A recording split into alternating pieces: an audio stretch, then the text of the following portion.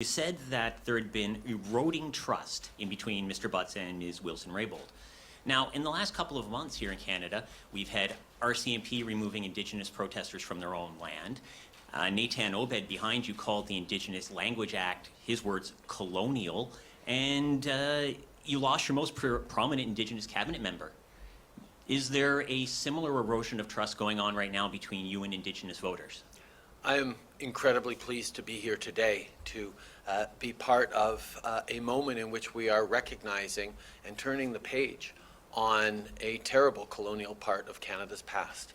How the government treated Inuit around the tuberculosis epidemic was part and symptomatic and emblematic of the colonial mindset and the broken relationship between Canada and Indigenous peoples right across this country.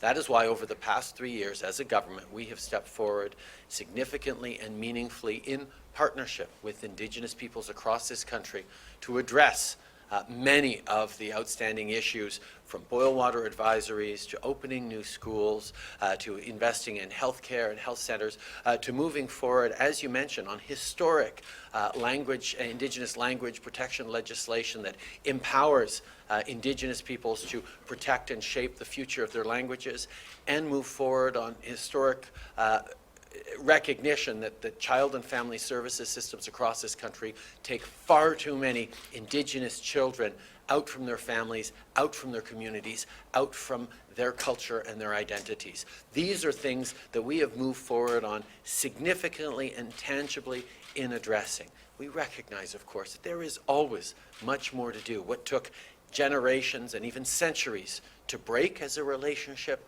will take more than just a few years to fix. But we know that we have set real foundations of trust, of partnership, of cooperation as we move forward with Indigenous peoples on a true path of reconciliation that is important not just to this government, not just to Indigenous peoples, but to all Canadians, including non-Indigenous Canadians.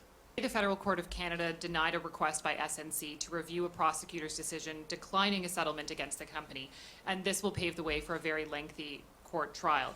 What do you think of this decision? Will you ask Mr. Lametti to review it in any way, and do you still think that a DPA is perhaps the way that you should be going to help out the company? As I've said from the very beginning, our government will always look to try and protect jobs, to create good jobs, to create a growing economy that works for the middle class.